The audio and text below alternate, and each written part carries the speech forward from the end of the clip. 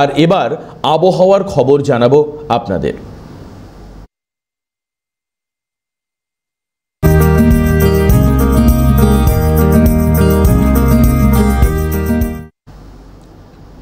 সপ্তাহের শেষেও কি আকাশ এরকম মুখ গোমড়া করেই থাকবে?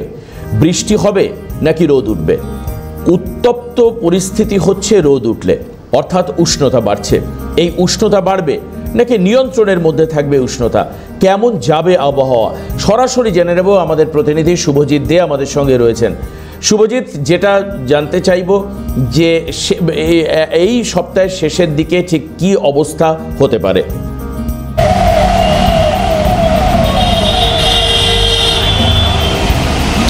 দেখো দেবাশিসদা, তোমাকে জানিয়ে রাখি যে এই মুহূর্তে বা এখনই কিন্তু ব্যাটিং থামাচ্ছে না বৃষ্টি এই দক্ষিণবঙ্গের যে সমস্ত জেলাগুলি রয়েছে বা গাঙ্গেয় উপকূলবর্তী যে জেলাগুলি রয়েছে, অর্থাৎ 2 চব্বিশ পরগনা, কলকাতা, হাওড়া, হুগলি, পূর্ব মেদিনীপুর এবং বাঁকুড়া, এই যে জেলাগুলি রয়েছে এই জেলাগুলির ক্ষেত্রে কিন্তু এখনই বৃষ্টি থামছে না বা বৃষ্টি কমার যে আশঙ্কা আমরা করছিলাম যে এই সপ্তাহে হয়তো শেষের দিকে বৃষ্টি কিছুটা হলেও কমবে, কিন্তু তেমনটা কিন্তু জানাচ্ছে না আলিপুর আবহাওয়া দপ্তর। তারা জানাচ্ছেন যে বৃষ্টি দক্ষিণবঙ্গের ক্ষেত্রে কোথাও কোথাও ভারী এবং কোথাও কোথাও মাঝারি বৃষ্টিপাতের সম্ভাবনা রয়েছে।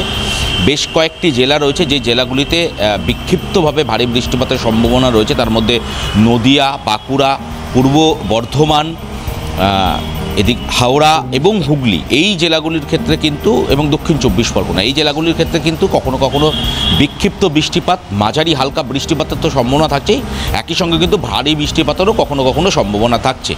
একদিকে গেল দক্ষিণবঙ্গ আর অন্যদিকে উত্তরবঙ্গের যে 5 জেলা, সেই 5 জেলাতে ইতিমধ্যে কিন্তু সতর্কবার্তা জারি করা হয়েছে, হলুদ সতর্কবার্তা জারি করেছে আলিপুর আবহাওয়া দপ্তর। বিশেষ করে উত্তরবঙ্গের যে পার্বত্য এলাকাগুলি রয়েছে, অর্থাৎ কালিম্পং, কার্শিয়াং, এই যে 2 জেলা উত্তরবঙ্গের, এই 2 জেলায় কিন্তু একদিকে যেরকম ভারী থেকে অতি ভারী বৃষ্টিপাতের সম্ভাবনা রয়েছে, একই সঙ্গে 30 থেকে 40 কিলোমিটার গতিবেগে হাওয়া বইতে পারে, এ কথাও কিন্তু আলিপুর হাওয়া অফিসের তরফ থেকে জানানো হচ্ছে। ধন্যবাদ শুভজিৎ।